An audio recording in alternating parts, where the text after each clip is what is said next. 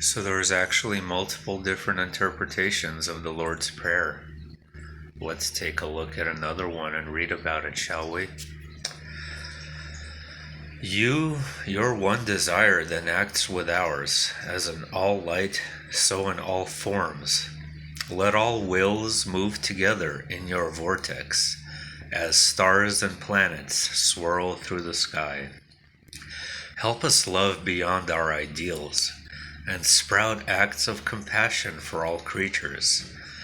As we find your love in ours, let heaven and nature form a new creation. Unite the crowd within in a vision of passionate purpose. Light mates with form. Create in me a divine cooperation. From many selves, one voice, one action. Let your heart's fervent desire unite heaven and earth. Through our harmony, your one desire then acts with ours in all light, so in all forms.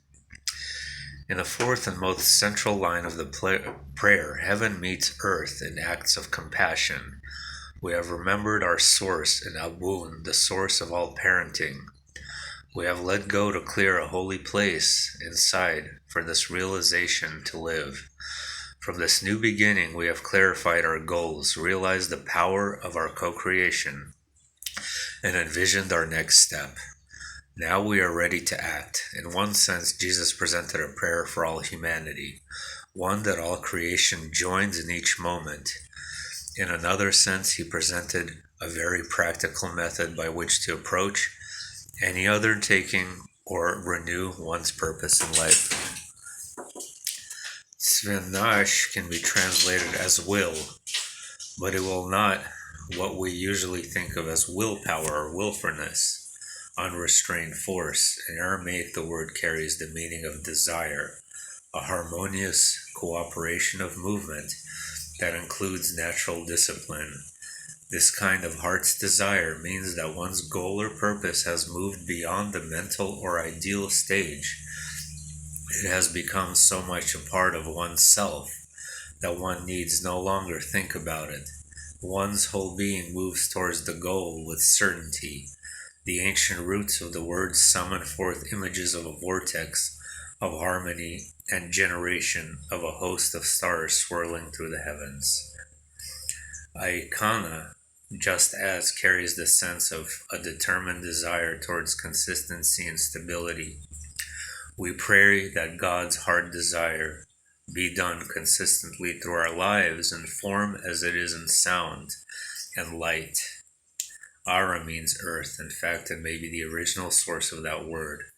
In sound meaning, it invokes the sigh of the human species whenever it feels the support of the earth underneath and remembers to treat it as another living being, rather than an object to be exploited.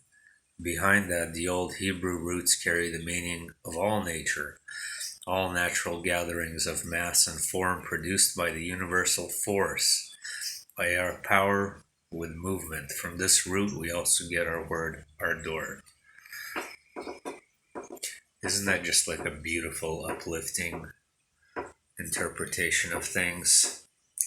How it just unifies your sense of identity in the grand cosmic scale. When I read something like this, that's what I think of. Let all wills move together in your vortex as stars and planets swirl through the sky. When I read something like that, I feel unified with the stars and planets. Your one desire then acts with ours as in all light, so in all forms. You see, what's going on here is that there's no sense of separation from God in these sort of interpretations and translations. There is always a sense of unity and a sense of working like a cohesive sort of unit together. As we find your love in ours, let heaven and nature form a new creation.